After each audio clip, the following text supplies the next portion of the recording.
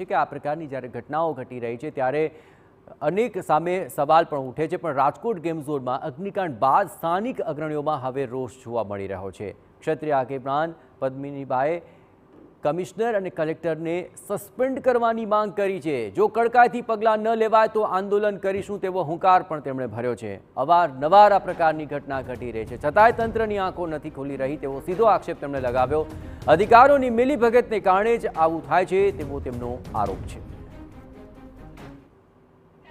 TRP game ઝોનમાં બનેલો જે હત્યાકાંડ કહી શકાય, કારણ કે જે રીતે અનેક વાલસોયા અનેક પરિવારોએ ગુમાવ્યા છે। આપણી સાથે છે ક્ષત્રિય આંદોલનનો મુખ્ય ચહેરો એટલે કે પદ્મિનીબા। કયા પ્રકારનો આ ઘટનાને આપ જોઈ રહ્યા છો, કેવી રીતે જોઈ રહ્યા? જી, જે આ ઘટના બની છે એ જોઈને તો લગભગ બધા એમ એક આમ ઓલું થઈ ગયું છે, આઘાત લાગી ગયો છે અમને ખુદને કે આ ત્રીજો બનાવ છે।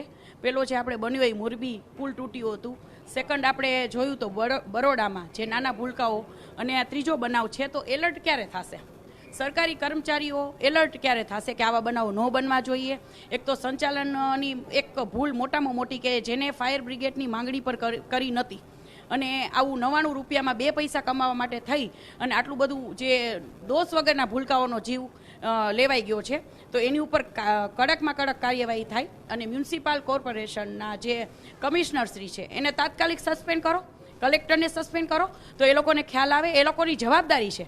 તો આવે જવાબદારી નથી નિભાવતા, આપ લોકો શું કરી રહ્યા છો? તાત્કાલિક એ લોકોને સસ્પેન્ડ કરવામાં આવે અને આ કાંઈ 24, 25 બાળકો જેના માવતરને આજે એના ઉપર શું વીતતી હશે તો એ તાત્કાલિક પગલાં લેવામાં આવે। સૌથી મહત્વની બાબત કે આ એક જ ગેમિંગ ઝોન નથી, આવા તો અનેક ગેમિંગ ઝોન છે, અને આ ગેમિંગ ઝોનની વાત કરવામાં આવે તો કોઈ પણ પ્રકારના પરવાના વગર વર્ષોથી ચાલતો હતો। આપને લાગી રહ્યું છે કે રાજ્યમાં આવા અનેક ગેમિંગ ઝોન હશે કે જે અધિકારીઓની મિલીભગતથી ચાલે છે? ક્યાંક ને ક્યાંક હોઈ શકે, કેમ કે આવા અનેક ગેમ ઝોનો છે તો ક્યાંક ને ક્યાંક હોઈ શકે। તો હવે આવું ન ચલાવાય, અને આવી રીતના જે બાળકો એક પોતાના જીવ ગુમાવે છે તો આ ન થવું જોઈએ। એ લોકોની જ બેદરકારી છે અને એ લોકોને સસ્પેન્ડ કરવા જોઈએ અને આવું ન ચલાવવું જોઈએ કે હવે જો આમાં કાંઈ પણ પગલાં નહીં લેવાય તો અમે રોડ ઉપર આવશું। સામાન્ય વ્યક્તિને નજરે જે આ પ્રકારના ગેમિંગ ઝોન 3 માળના દેખાય છે, અધિકારીઓને કેમ નહીં દેખાતા હોય? આવો સવાલ થાય ખરો? જી, ચોક્કસપણે થાય ને કે અધિકારીઓને કેમ કંઈ દેખાતું નથી? અધિકારી બસ આશ્વાસન આપીને વયા જાય છે, પણ જે માવતરે આજે પોતાના બાળકો ગુમાવ્યા છે એ કદાચ ગમે એટલું કરી શકે તો એના બાળકો પાછા નથી આવવાના।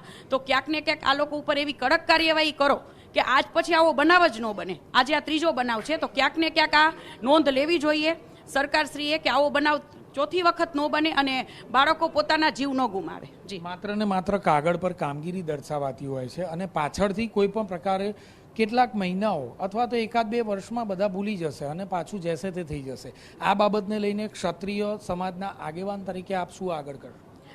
જો ક્ષત્રિય સમાજની આગેવાન તો હું છું, પણ અત્યારે હું બધાય સમાજ સાથે છું અને 18 વર્ણોની સાથે છું કે જે પણ ભૂલકાઓ ગયા છે એ બધાય સમાજના ક્યાંક ને ક્યાંક છે। સત્ય સમાજના આગેવાન છો, બરાબર? મારી બોડી છે અંદર માં કહીએ તો જે પદ્મિનીબા છે તેમણે પણ અનેક પરિવારજનો છે તેમની સાથે પણ વાત કરી અને આ જ પ્રકારે તેઓએ જે પરિવારજનો છે તેમને સાંત્વના આપી। કેમેરામેન મનીષ ત્રિવેદી સાથે જિગ્નેશ પટેલ, TV9।